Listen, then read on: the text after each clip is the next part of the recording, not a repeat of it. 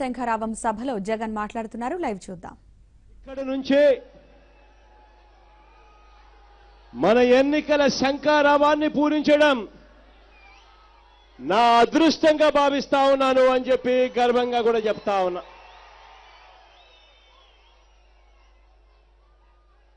జిల్లా నలుమూలల నుంచి, ప్రతి గ్రామం నుంచి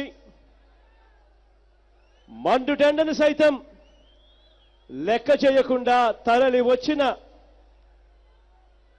వేలాది సంఖ్యలో తరలి వచ్చిన ప్రతి బూత్ కమిటీ సభ్యుడికి, ప్రతి అక్కకు, ప్రతి చెల్లెమ్మకు, ప్రతి అవ్వకు, ప్రతి తాతకు, ప్రతి సోదరుడికి, ప్రతి స్నేహితుడికి, ముందుగా నా కుటుంబ సభ్యులందరికీ కూడా రెండు చేతులు జోడించి,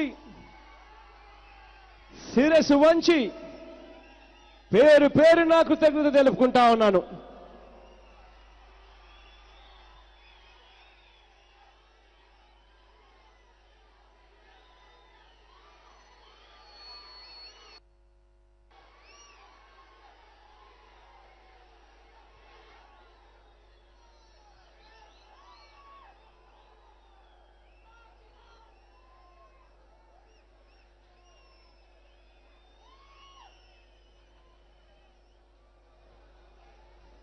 తొమ్మిది సంవత్సరాలు నాతో పాటు నడిచారు. 9 సంవత్సరాలు నాకు అండగా నిలిచారు. 9 సంవత్సరాలుగా మనమంతా కూడా ప్రతిపక్షంలోనే ఉన్నాం. అధికారంలో ఉన్నవారు ఎన్ని కష్టాలు పెట్టారో నాకు తెలుసు. ఈ 9 సంవత్సరాలు మన ప్రతిపక్షంలో ఉండగా అధికారంలో ఉన్నవారు ఎన్ని బాధలు పెట్టారో నాకు తెలుసు. మీరు ఎంతగా నష్టపోయారో నాకు బాగా తెలుసు. ఇక్కడికి వచ్చిన మీరు కానీ, 13 జిల్లాల్లో ఉన్న మన పార్టీ సోదరుడు ఎవరైనా కానీ గత 9 సంవత్సరాలుగా ఎన్ని కేసులు భరించారో నాకు తెలుసు. ఎన్ని అవమానాలు సహించారో నాకు తెలుసు. ఎన్ని లాఠీ దెబ్బలు తిన్నారో కూడా నాకు తెలుసు. ఆస్తులు పోగొట్టుకున్న సంఘటనలు నాకు తెలుసు. కొందరైతే ఏకంగా కుటుంబ సభ్యులు పోగొట్టుకున్న పరిస్థితులు నాకు తెలుసు. మీ ప్రతి కష్టాన్ని చూశా, మీ ప్రతి నష్టాన్ని చూశా. మీ అందరికీ కూడా నేను ఒకటే చెప్తా ఉన్నాను, మీకు తగిలిన ప్రతి గాయము నా గుండెకు కూడా తగిలింది అని మాత్రం ఖచ్చితంగా మీ అందరికీ నేను ఇవాళ చెప్తా ఉన్నాను.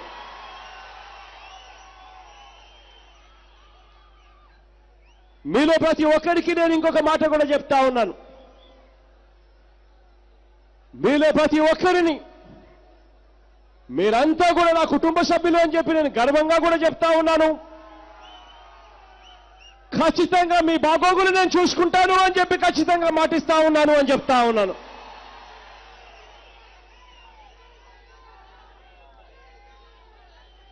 మిమ్మల్ని అన్ని రకాలుగా పైకి తెచ్చుకుంటానని చెప్పి హామీ ఇస్తా ఉన్నాను. రాజకీయంగాను, సామాజికంగాను, ఆర్థికంగాను అన్ని రకాలుగా మిమ్మల్ని అందరినీ కూడా పైకి తెచ్చుకుంటానని చెప్పి మరొక్కసారి మీ అందరికీ కూడా మాట చెప్తా ఉన్నాను. అంతేకాదు, రేపొద్దున దేవుడు ఆశీర్వదించి మీ అందరి చల్లని దీవెనలతో, ప్రజలందరి చల్లని ఆశీస్సులతో రేపొద్దున మనందరి ప్రభుత్వం అధికారంలోకి వచ్చిన తర్వాత మీ మీద పెట్టిన అక్రమ కేసులు, మీ మీద పెట్టిన దొంగ కేసులు అన్ని కూడా ఉపసంహరిస్తాము అని చెప్పి కూడా మాట చెప్తా ఉన్నాను మీ అందరికీ.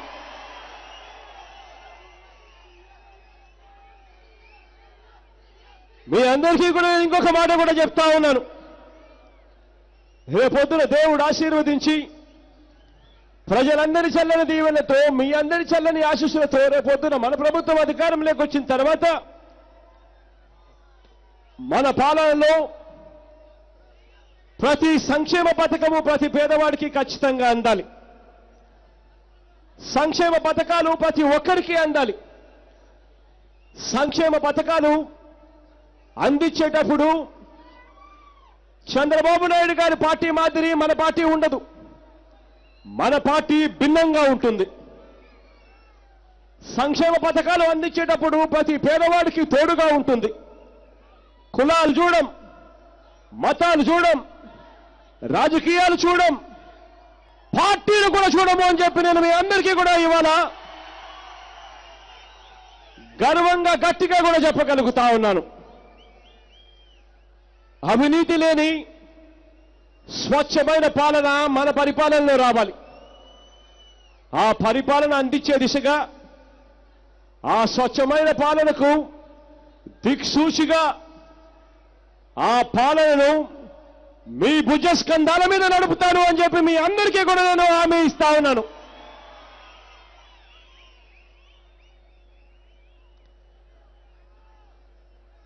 ఇక మీ అందరికీ తెలిసిన విషయమే, ఎన్నికల నోటిఫికేషన్ వచ్చేసింది. ఎన్నికల నోటిఫికేషన్ వచ్చిన ఈ సమయంలో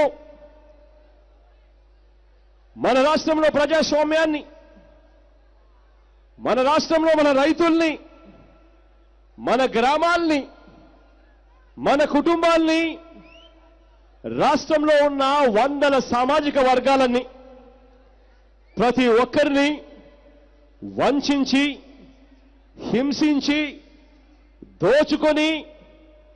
దోచుకున్న ఈ తెలుగుదేశం పార్టీ పరిపాలనను శాంతియుతంగా సమాధి కట్టేందుకు 5 సంవత్సరాల తర్వాత భారత రాజ్యాంగం మనకిచ్చిన అవకాశం ఈ నోటిఫికేషన్ అని చెప్పి మీ అందరికీ నేను ఇవాళ తెలియజేస్తా ఉన్నాను.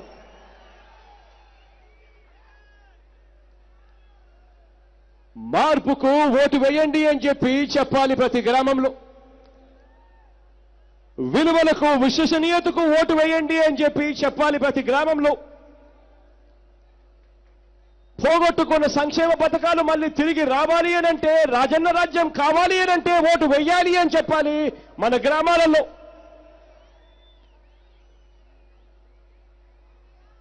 అభివృద్ధి వైపు పరిగెత్తాలి అనంటే ఓటు వేయాలి అని చెప్పాలి మన గ్రామంలో.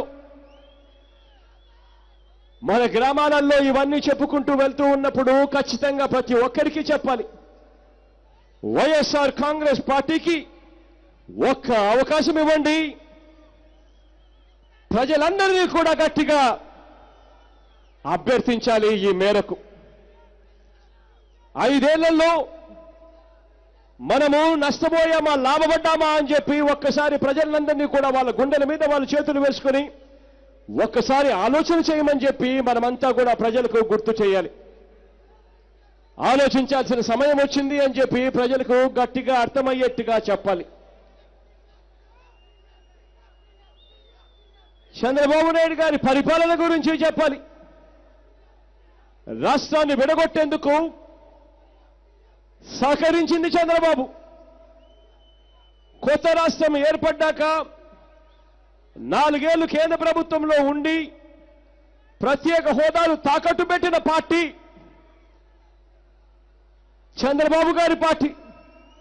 ఇటువంటి పార్టీకి బుద్ధి చెప్పాల్సిన సమయం వచ్చింది అని చెప్పి గ్రామాలలో చెప్పవలసిన సమయం వచ్చింది. రైతుల అన్నింటినీ మాఫీ చేస్తాను అని చెప్పి,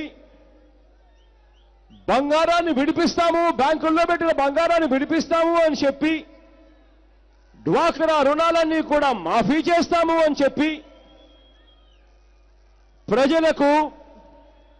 ప్రజలను వంచిన ఈ తెలుగుదేశం పార్టీని బుద్ధి చెప్పాల్సిన సమయం వచ్చింది అని చెప్పి ప్రతి గ్రామంలోనూ మనం చెప్పాలి.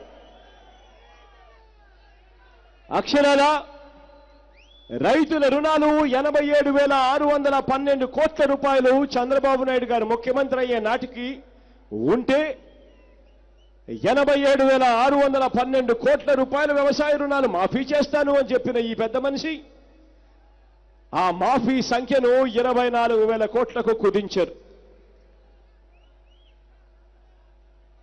ఆ 24,000 కోట్ల రూపాయలు కుదించింది కూడా ఇచ్చేది కూడా వడ్డీల సరిపోని విధంగా ఆ సొమ్ములో ఇంకా 4వ విడత 5వ విడతను బాకీలు పెట్టాడు ఈ పెద్ద మనిషి చంద్రబాబు నాయుడు గారు. 87,612 కోట్ల రూపాయలను 24,000 కోట్లకు కుదించేశాడు. కుదించిన 24,000 కోట్ల రూపాయలలో కూడా ఇంకా 10,000 కోట్ల రూపాయలు 4వ విడత 5వ కింద పెండింగ్ పెట్టాడు. పెండింగ్ పెట్టి ఎన్నికల నోటిఫికేషన్ వచ్చిన రోజున అంటే నిన్న మోసపూరితంగా మళ్ళీ రైతులను మోసం చేసేందుకు మళ్ళీ జీవో ఇస్తాడు పెద్ద మనిషి చంద్రబాబు నాయుడు గారు. ఈ మోసాలను బుద్ధి చెప్పడానికి సమయం వచ్చింది అని చెప్పి గ్రామాలకు వెళ్ళి చెప్పాలి. రాష్ట్రంలో ఖాళీగా ఉన్న 2,40,000 ఉద్యోగాలు భర్తీకి నోటిఫికేషన్ ఇవ్వడు పెద్ద మనిషి చంద్రబాబు నాయుడు గారు. ఎన్నికలప్పుడు చెప్పాడు నిరుద్యోగ భృతి ఇస్తాను ప్రతి ఇంటికి అని చెప్పి. ఉద్యోగము ఉపాధి ఈ రెండింటిలో ఏదో ఒకటి ఇస్తాను, ఇవ్వకపోతే నెల 2,000 ఇస్తాను అని చెప్పాడు ఈ పెద్ద మనిషి చంద్రబాబు నాయుడు గారు. ఇవాళకి 60 నెలలు అంటే దాదాపుగా 1,20,000 రూపాయలు ప్రతి ఇంటికి బాకీ పడ్డాడు ఈ పెద్ద మనిషి చంద్రబాబు నాయుడు గారు. ఈ పెద్ద మనిషి ఎన్నికలు వచ్చేసరికి చివరి 3 నెలల్లో మాత్రం మోసం చేసేందుకు ఈ పెద్ద మనిషి 1,70,00,000 ఇల్లులుంటే వాటిని 3 లక్షలకు తగ్గించేశాడు. ఎన్నికలకు కేవలం 3 నెలల ముందు మాత్రం ఆ 3 లక్షల మందికి నెలకు 1,000 రూపాయలు ఇస్తాను అని చెప్పి సిగ్గు లేకుండా మోసం చేస్తా ఉన్న ఈ వ్యక్తికి బుద్ధి చెప్పాల్సిన సమయం వచ్చింది అని ప్రతి గ్రామంలోకి వెళ్ళి చెప్పాల్సిన సమయం వచ్చింది.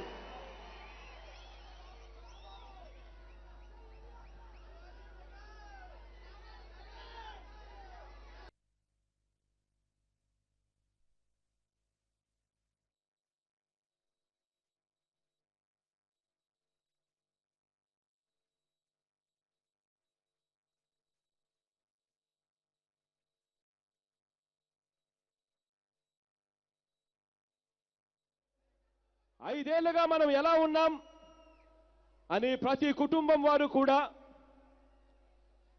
కూర్చొని ఆలోచన చేయాల్సిన సమయం వచ్చింది. తెలుగుదేశం ప్రభుత్వం ఎన్నికలకు ముందు ఏం చెప్పింది, ఎన్నికల తర్వాత ఎలా మోసం చేసింది అని చెప్పి ఆలోచన చేయాల్సిన సమయం ప్రతి కుటుంబంలోకి వచ్చింది. ప్రతి కుటుంబంలోనూ ఈ చర్చ జరగాలి.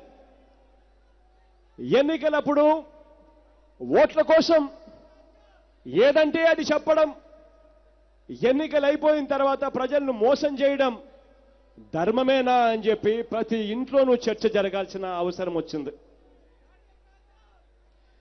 ఈ అంశం మీద ప్రతి ఇంట్లోనూ చర్చ జరగాలి.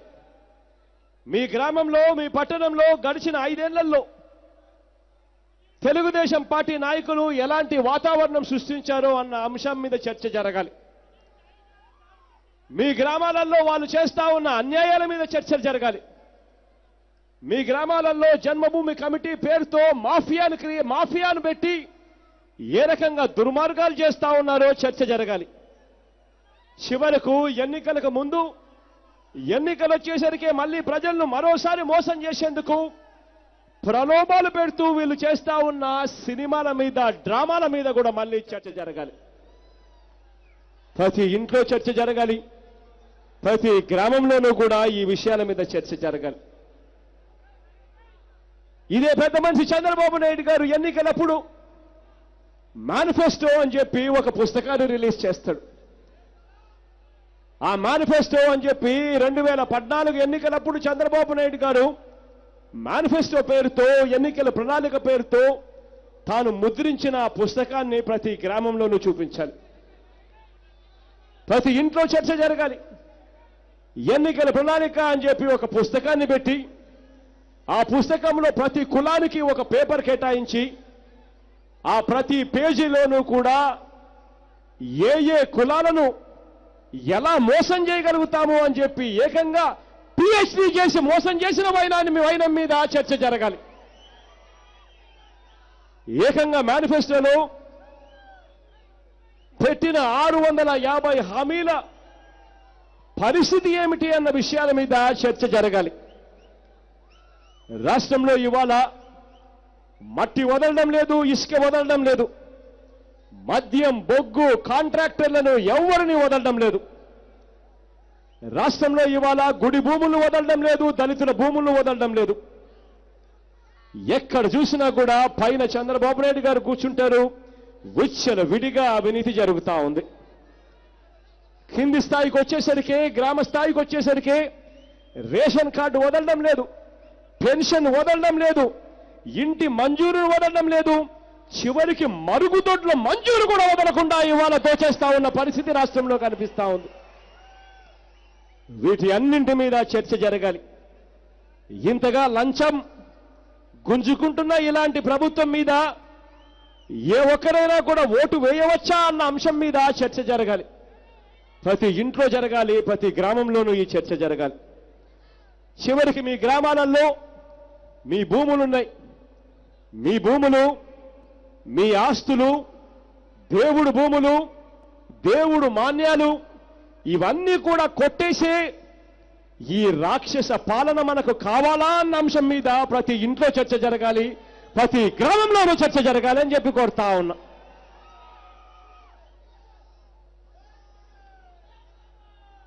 పక్కన పోలవరం ప్రాజెక్టు కనిపిస్తుంది. ఇదే పక్కన కనిపించే ఈ పోలవరం ప్రాజెక్టు పునాది గోడలు దాటి ముందుకు కదలదు.